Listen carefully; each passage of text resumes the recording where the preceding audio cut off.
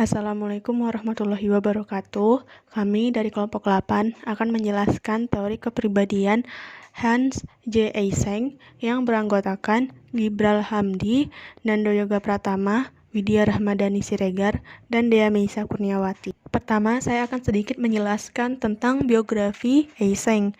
Eysenck lahir pada tanggal 4 Maret 1916 dan wafat pada tanggal 4 September 1997 karena kanker.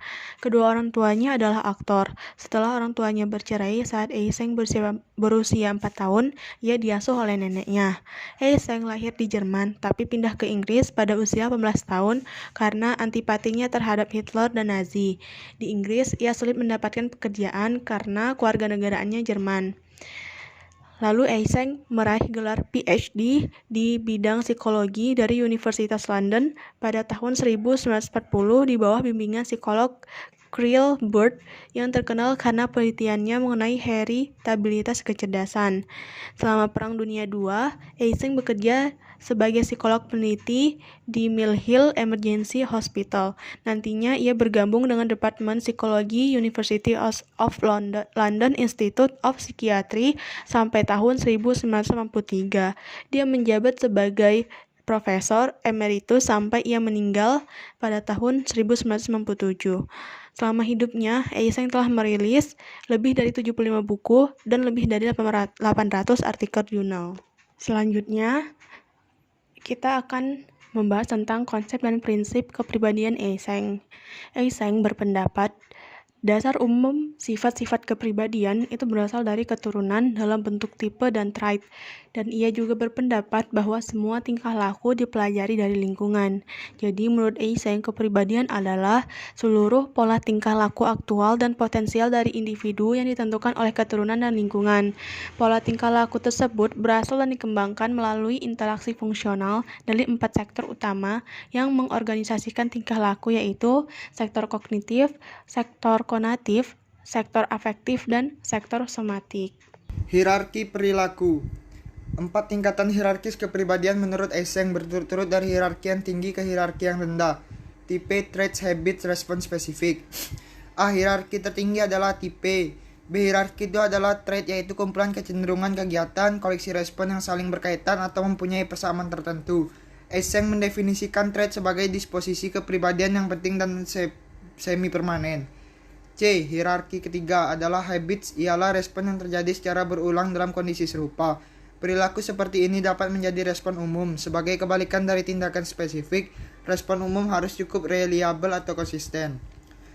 D. Hierarki keempat adalah respon spesifik sebagai level terendah. Tindakan spesifik adalah perilaku atau pikiran individual yang tidak termasuk karakteristik seseorang. Dimensi tipe kepribadian Eysenck dan traitsnya. Eysenck menemukan 3 dimensi tipe, yakni ekstraversi, neurotisme berlangsung kombinasi antara dimensi secara bebas. Masing-masing tipe dan psikotisme, masing-masing dimensi saling asing sehingga dapat merupakan kumpulan dari 9 trait sehingga semuanya ada 27 trait. Gambar ada di PowerPoint. Hierarki kebiasaan sangat banyak, mungkin ribuan, sedang hierarki respon spesifik tidak terhingga jumlahnya.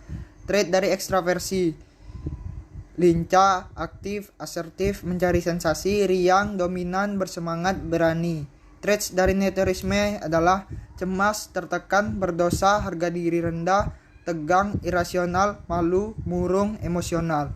Trait dari psikotisme adalah agresif, dingin, egosentrik, tak pribadi, impulsif, antisosial, tak empatik. Kreatif respon adalah sociable, keras hati. Selanjutnya, distribusi lonceng. Neurotisme dan psikotik tidak terbatas hanya pada individu yang patologis atau abnormal. Walaupun orang yang terganggu cenderung mempunyai skor yang lebih tinggi daripada individu normal dalam skala yang mengukur kedua faktor ini. Eysenck menilai ketiga faktor ini sebagai bagian dari struktur kepribadian normal. Tiganya bersifat bipolar dengan ekstraversi berada dalam satu kutub dari faktor E dan introversion menempati kutub sebaliknya. Serupa dengan hal tersebut, faktor N meliputi neurotisme pada satu kutub dan stability pada kutub yang lainnya, dan faktor P mempunyai psikotik dalam satu kutub dan fungsi superego function dalam kutub lainnya, seperti yang dijelaskan dalam PPT ini. Sifat bipolar dari faktor yang ditemukan oleh Eisen tidak mengimplikasikan bahwa kebanyakan orang berada dalam satu kutub atau yang lainnya dalam ketiga kutub utama. Setiap faktor mempunyai distribusi yang bersifat unimodal daripada bimodal. Sebagai contoh, ekstraversi terdistribusi secara normal seperti distribusi kecerdasan atau tinggi badan. Artinya, kebanyakan orang berada dekat dengan bagian tengah dari distribusi lonceng ekstraversi. 4 tipe kepribadian Eysenck. Yang pertama, ekstrovert atau ekstraversi. Ekstrovert adalah individu yang mudah bergaul dan impulsif, yang menyukai kegembiraan dan berorientasi pada realitas eksternal. Sementara individu yang pendiam dan introspektif, yang berorientasi pada realitas batin dan lebih menyukai kehidupan yang teratur, adalah introvert. Menurut Jung, ekstraversi adalah orang yang pandangannya objektif dan tidak pribadi atau individualis. Sementara introversi adalah orang yang pandangannya subjektif dan individualis. Konsep Eysenck mengenai introversi ialah tidak sosial, pendiam, pasif, ragu, banyak pikiran atau overthink, sedih, penurut, pesimis, dan penakut. Eysenck yakin bahwa penyebab utama perbedaan antara ekstraversi dan introversi adalah tingkat keterangsangan korteks atau cortical arousal level atau CAL. Kondisi fisiologis yang sebagian besar bersifat keturunan. CAL adalah gambaran bagaimana korteks mereaksi stimulasi indera. CAL tingkat rendah artinya korteks tidak peka mereaksi stimulasi indrawi. Sebaliknya, jika tingkat CAL tinggi, maka korteks mudah terangsang untuk bereaksi. Orang ekstrovert tingkat CAL-nya rendah, sehingga dia banyak membutuhkan rangsangan indera untuk mengaktifkan korteksnya. Sebaliknya, introvert tingkat CAL-nya tinggi, sehingga hanya membutuhkan sedikit rangsangan untuk mengaktifkan korteksnya. Maka dari itu, orang yang introvert menarik diri, menghindar dari lingkungan yang dapat membuat kelebihan rangsangan. 2. Neurotik atau neurotisme. Dalam pandangan Eysenck, adalah individu yang tidak stabil secara emosional. Beberapa memiliki ketakutan yang tidak masuk akal terhadap objek, tempat, orang, hewan, ruang terbuka, atau ketinggian. Beberapa orang lain mungkin menunjukkan gejala obsesif atau impulsif, gangguan kecemasan, serta histeria. Ciri khas dari gangguan bagi kebanyakan neurotik adalah tingkat kecemasan yang tidak proporsional dengan realitas situasi. Orang yang memiliki skor neurotisme tinggi belum tentu memiliki simptom gangguan psikologis. Menurut Eysenck, skor neurotisme mengikuti model stress diathesis model. 3. Psikotik atau psikotisme. Umumnya berbeda dari neurotik dalam tingkat keparahan gangguannya, menunjukkan jenis psikopatologi yang paling parah. Psikotik dapat menjadi tidak peka terhadap orang lain, permusuhan, kejam, dan tidak manusiawi, dengan kebutuhan yang kuat untuk membodohi orang dan membuat mereka kesal. Orang yang variabel psikotisme tinggi tidak harus psikotik, tapi mereka memerlukan predisposisi untuk mengidap stres dan mengembangkan gangguan psikotik.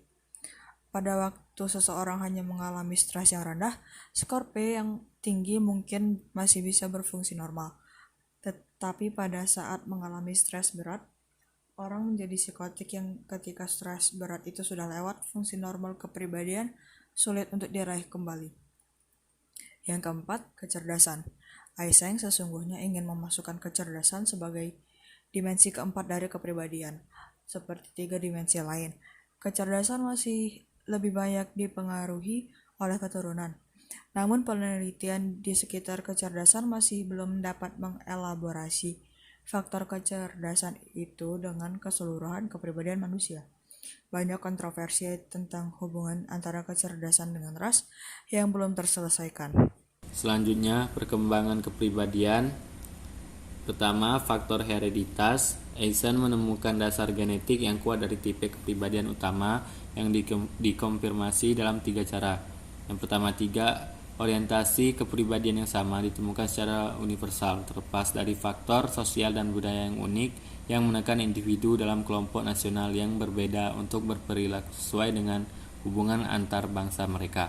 Yang kedua, ciri-ciri ini menunjukkan stabilitas dalam individu tertentu selama periode waktu yang lama, di mana berbagai pengalaman terjadi tanpa cukup memodifikasi respons dasar.